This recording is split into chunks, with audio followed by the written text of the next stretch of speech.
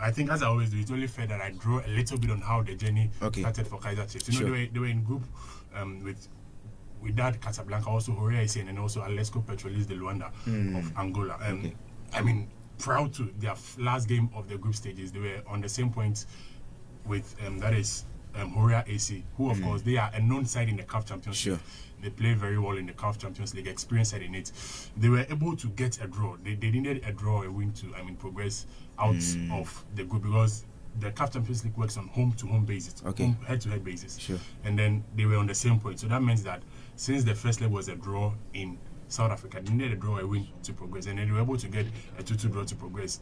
Beyond that stage, they faced that is Simba of that is Tanzania. They won the first leg by 4-0, which was a very big surprise, because Simba had topped a group which had El Ahly, a group which had El Merreikh of Sudan. So it was very surprising, even a group which had AS Vita of DR Congo. So it was very surprised to see Simba top that group. And yes, they topped the group. They went to the quarterfinal and they lost the first leg by 4-0 against Kaizer Chiefs. But then they came back in the second leg in Tanzania, won by 3-0, almost got the fourth goal against Kaizer Chiefs, but then they were to defend so hard, went to the semi-final, and then against all odds, against with that club Athletic or with that Casablanca of Morocco, we were able to beat them 1-0 in Morocco, which was a feat.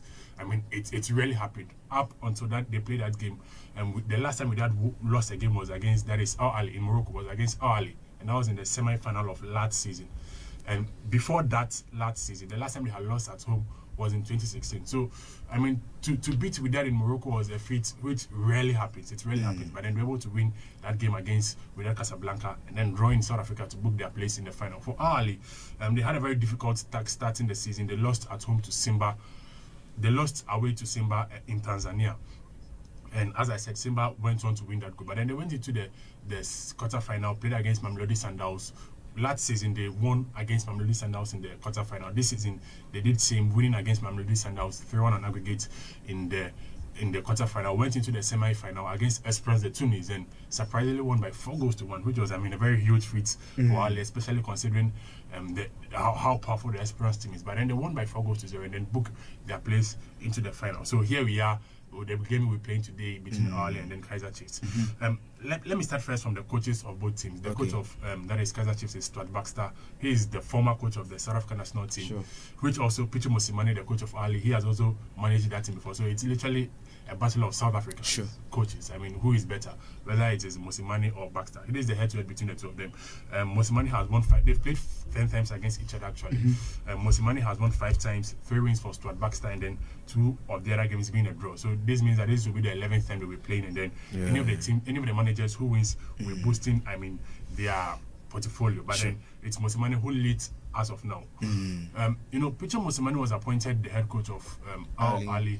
That was when they were about to play against Wydad Casablanca in the semi-final last season, and since then he has played 50 appearances for the Ahly team. 36 wins out of the 50 games. 10 of the games being drawn, and just 4 losses, which is an amazing feat, especially looking at how far he's brought the team. And even in the Champions League, he's lost just 1 game, which was the game he lost against Simba in Tanzania. And you know, in Tanzania, I know also against Simba, a lot of teams, I mean, they do suffer losses. So it wasn't much of a surprise. But then that's the only game he's lost, and he's won 11 of those games. So an amazing feat for Pichu Mosimane and his our league teams. But for Stuart Baxter, he only got appointed as the coach of Kaizer Chiefs when they reached the semi-final, going to play against, that is, Wydad Casablanca. So he's played just 2 games. He hasn't lost a game so far yet.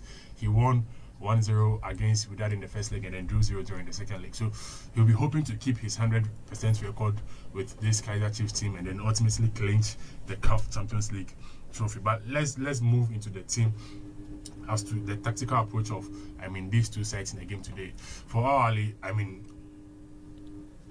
you normally expect them to play a 4-2-3-1 formation, and most of their engine of their play comes from midfield, where they have Ali Diang, the Malian defensive midfield, and also Ali Souleya, who is the creative aspect of that midfield. For Ali Souleya, how he plays mostly is he mostly plays based on pinging either long balls from midfield or giving short creative passes to the attackers. And in strike, they have, that is Mohamed Sharif, who is a very mobile attacker in the Ahly attacking attacking front. So you expect him mostly to move, very mobile, move a lot more. Okay. And that means that the passes from Ali Sulia from midfield will mostly be fed. The long passes from him will be finding him. But then his movement also creates space for the wingers to also move into the penalty area.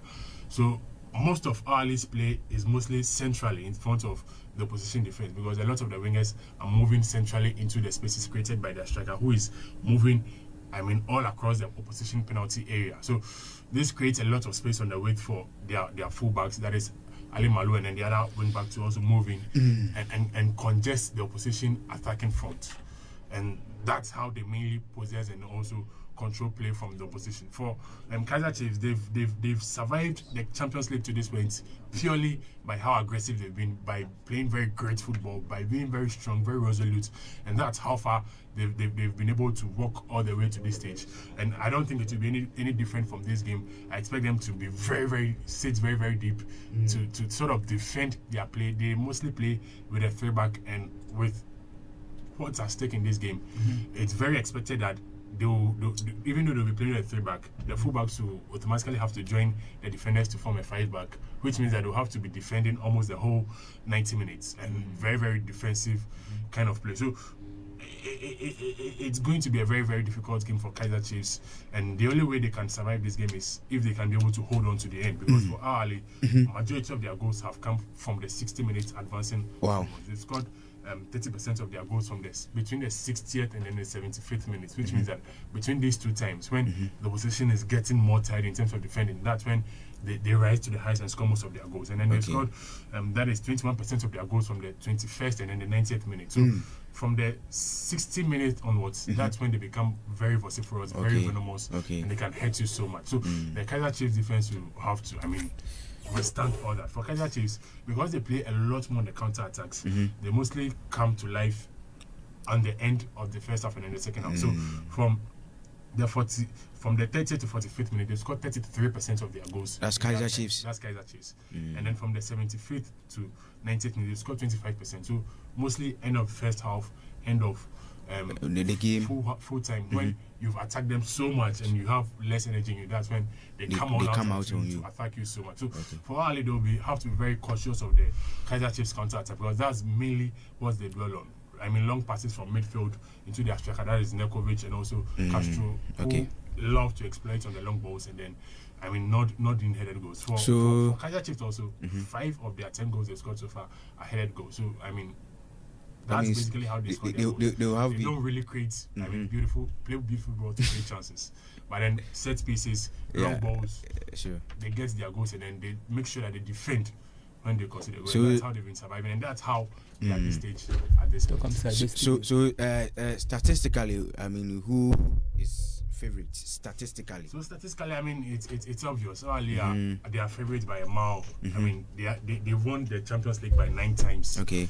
They are looking for the 10th title. And you remember in Europe, when Real Madrid had won the Champions League for 9 times, they struggled. They went for years before winning the La Decima. So they'll be hoping not to repeat the Real Madrid feat by winning the La Decima this season. Then, last season when they won the Champions League, and one of their players said that they wanted to repeat the feat of the team of 2006 when they won it. They won in 2006. They won in 2005. They won in 2012. So they won it on a consistent basis. They want to repeat such feats by winning it back to back, if possible, back to back to back. So they will want to win it this season.